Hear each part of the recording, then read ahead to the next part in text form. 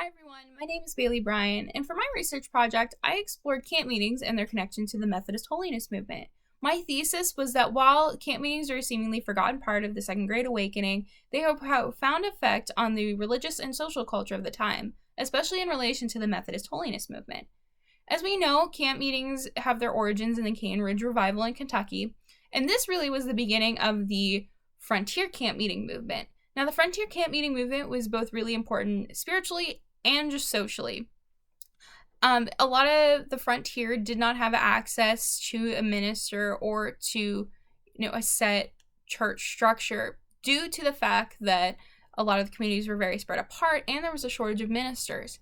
So the camp meeting really served as a way that people could come together and they could learn from trained ministers or just learn from these really spiritually mature speakers and spend time with each other socially.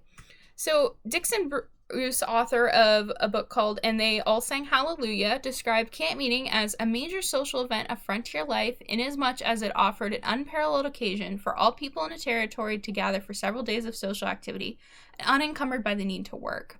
So while this was also a time of spiritual communion with God, it was also a time of communion with others. It was this way that people could come together and they could have the social gathering that they usually didn't get to have with each other. One thing I came across in my research I found really interesting was a lot of focus to firsthand accounts on the physical structure of the camp meeting, what it looked like. So a typical camp meeting usually had canvas tents, but as you see a shift away from this temporary frontier style of camp meeting into a more permanent structure, you see the construction of cottages.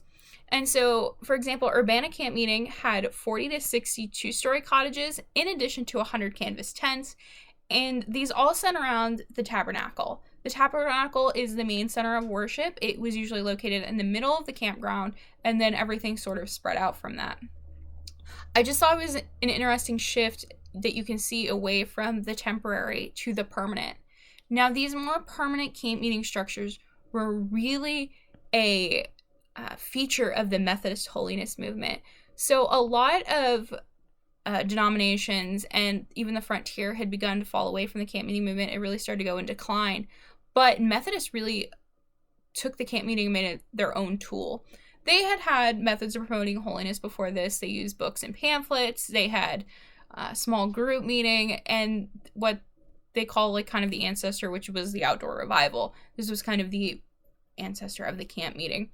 But they really utilized the holiness movement, they utilized camp meetings to promote the holiness movement.